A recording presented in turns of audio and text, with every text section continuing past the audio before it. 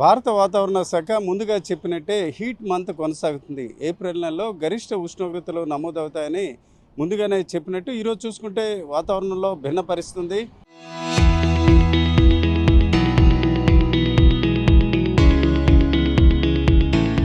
వడగాళ్ళు కూడా రాష్ట్రంలోని 73 మండలాల్లో తీవ్ర వడగాళ్ళు, అలాగే 17 మండలాల్లో చూసుకుంటే మరింత ఎక్కువగా ఉండే అవకాశం ఉన్నట్టు వాతావరణ శాఖ చెప్తుంది.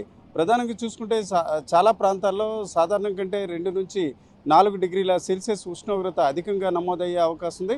చాలా ప్రాంతాల్లో చూసుకుంటే వడగాళ్ళ కారణంగా ప్రజలు ఇబ్బంది పడే అవకాశం ఉంది. ఈ దశలో ఉదయం 10 నుంచి మధ్యాహ్నం 3 గంటల వరకు ప్రజలు అప్రమత్తంగా ఉండాలి. ముఖ్యంగా చూసుకుంటే 12 గంటల నుంచి 3 గంటల మధ్య ఏదైనా అవసరం ఉన్నట్లయితేనే అటువైపుగా బయటికి వెళ్ళాలని కూడా సూచిస్తుంది.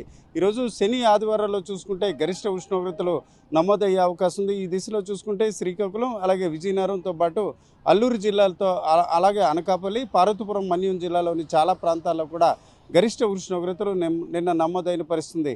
ఈరోజు చూసుకుంటే 4వ తేదీ 1 నుంచి 4వ తేదీ మధ్య చూస్తే గణాంకాలు బట్టి చాలా ప్రాంతాల్లో 40 డిగ్రీల సెల్సియస్ ఉష్ణోగ్రత కూడా నమోదైన పరిస్థితుంది.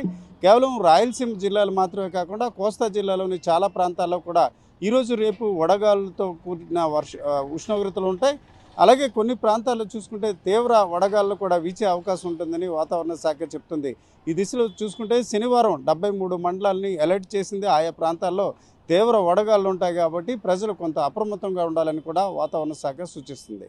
కెమెరా పర్సన్ తిరుపతితో రామచంద్ర, RTV, విశాఖపట్నం.